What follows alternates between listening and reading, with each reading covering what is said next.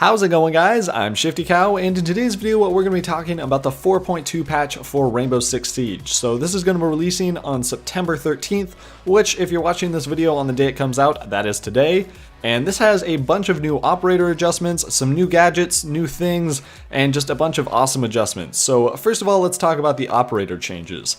The first of which is Twitch, which I am super excited about. Twitch is already one of my favorite operators. She has an awesome gun, she has a pretty decent pick rate already, but we are going to be seeing some adjustments to her shock drone. So first of all, rather than having 3 different drones where you have one in the preparation phase, one normal one in the action phase, and then a shock drone, you're now only going to have 2, which doesn't really sound like an upgrade, but you're going to be able to use 2 different shock drones, one in the preparation phase and one in the action phase. So this is going to allow people to take out cameras.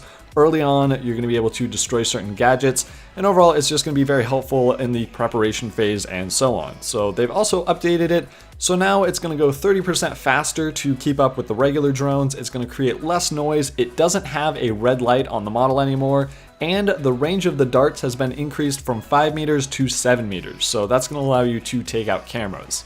Moving on to Blackbeard, they're finally adjusting this guy so he's not as OP as he used to be. Now he's going to have 2 shields, which once again, that sounds like a buff, but rather than having 800 HP, which really you would never break his shields in a normal round, they're now only going to have 150. So it's still a decent amount of health, and you're going to have a huge advantage when peeking windows, but you actually have to worry about being shot in the shield because that can be destroyed relatively easily.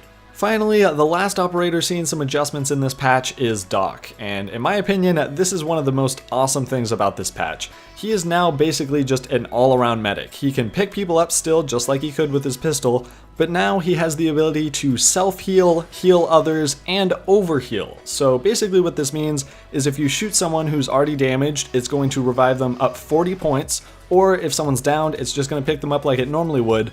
Or if they're at a high enough health, so say they're at like 80 health, and obviously 40 goes above 100, it's going to overheal them, so they're going to go up to 120 health. That's the max health you can go up to, and then every 2 seconds, it's going to drop down 1 point. So if you're at 120, every 2 seconds, go down to 119, and that's going to go down all the way until it goes back to 100. So essentially, if you have 3 armor and you get overhealed, you're just a walking pool of health, and that is going to be a nightmare for the enemy team to take down. So this is a really awesome upgrade. He's now way more viable, a lot less situational, and I really can't wait to play with this guy.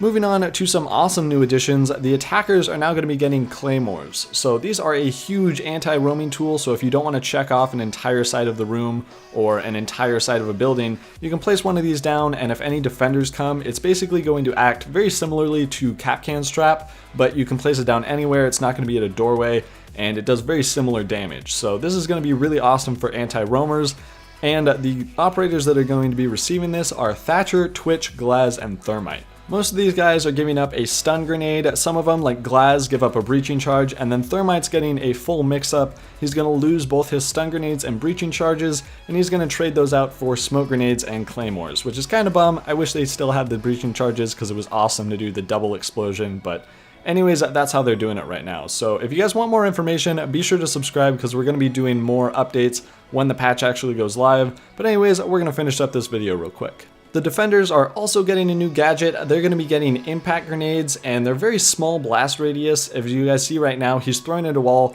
and he's just barely able to breach it. So these are kind of a cool little item. We're going to have to see what their damage models are because I really hope they don't take out shields in one hit, because, you know, the shields are already getting enough trouble with nitro cells, but a lot of these guys are giving up nitro cells in order to get these impact grenades, and they seem like a really cool gadget because you get 2 of them, and although they all are a lot smaller, they seem like they're going to be a very viable option. So Caveira, Castle, and Smoke along with Rook are all going to be getting these. Caveira and Smoke are giving up their nitro cells, and Castle and Rook are losing their barbed wire.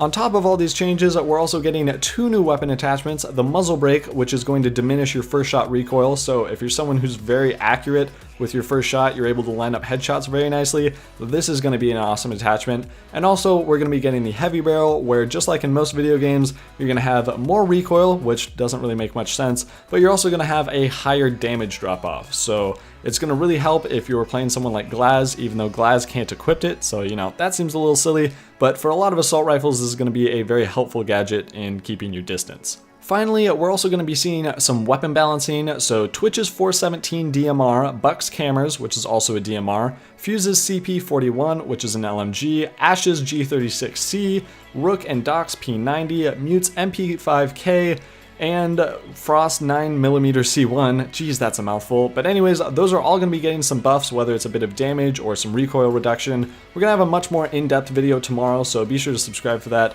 Also, Blackbeard's MK17 is going to be seeing a little bit more recoil.